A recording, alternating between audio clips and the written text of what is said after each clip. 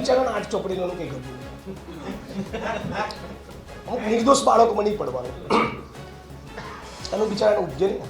આપ સૌ જાણો છો એમ ગયા અઠવાડિયે આ દેશની પાર્લામેન્ટમાં આ બંધારણના ઘડવૈયા ડૉક્ટર બાબા સાહેબ આંબેડકરનું ભારતના ગૃહમંત્રી શ્રી અમિત શાહ દ્વારા અપમાન કરવામાં આવ્યું અને એ સાથે ભારતની પાર્લામેન્ટ એ દુનિયાની પહેલી પાર્લામેન્ટ બની જેના મંચ ઉપર એ રાષ્ટ્રના એ દેશના સંવિધાન નિર્માતાનું ઇન્સલ્ટ કરવામાં આવ્યું હોય આવો જગતમાં બીજો કોઈ દાખલો નથી.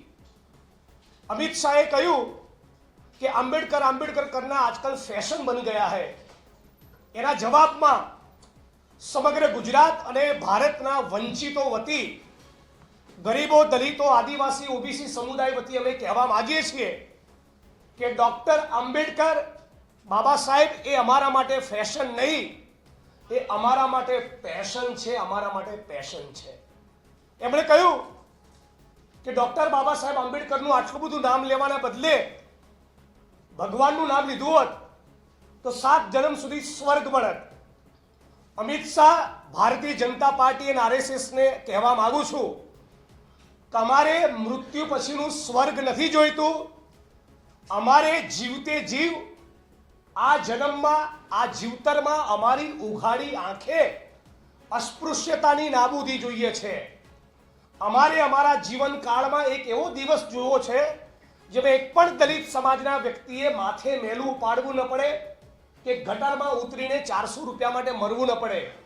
અમારે અમારા જીવનકાળમાં મર્યા પછી નહીં, અત્યારે એવો દિવસ જોઈએ છે જેમાં ભારતીય સમાજમાંથી જાતિ વ્યવસ્થાનું ઝેર ગાયબ થઈ જાય, આવો સમાજનું નિર્માણ થાય, સમાનતા, માનવતાના સામાજિક ન્યાય સુનિશ્ચિત થાય, એવા ભારતનું નિર્માણ કરવામાં, એવા ભારતનું સર્જન કરવામાં સૌથી અગ્રેસર ભૂમિકા એ ડૉક્ટર બાબા સાહેબ આંબેડકરની હતી. એટલા માટે અમે આંબેડકર આંબેડકર આંબેડકર આંબેડકર કરીએ છીએ અને આંબેડકર આંબેડકર આંબેડકર કરતા રહેવાના છીએ. જેણે ગોડસે ગોડસે કરવું હોય એને ગોડસે મુબારક. અમે આંબેડકરમાં માનીએ છીએ, અમે આંબેડકર આંબેડકર કરતા રહેવાના.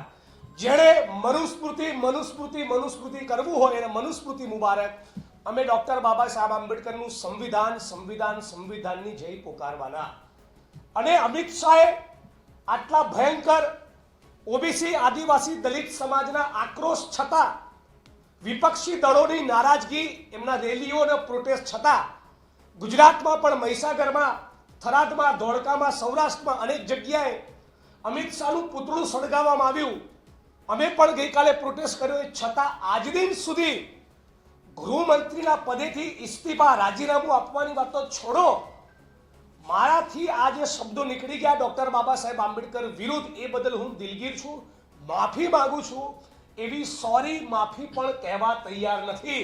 એના બિચારાને 8 ચોપડીનું કંઈ ગયું નહીં.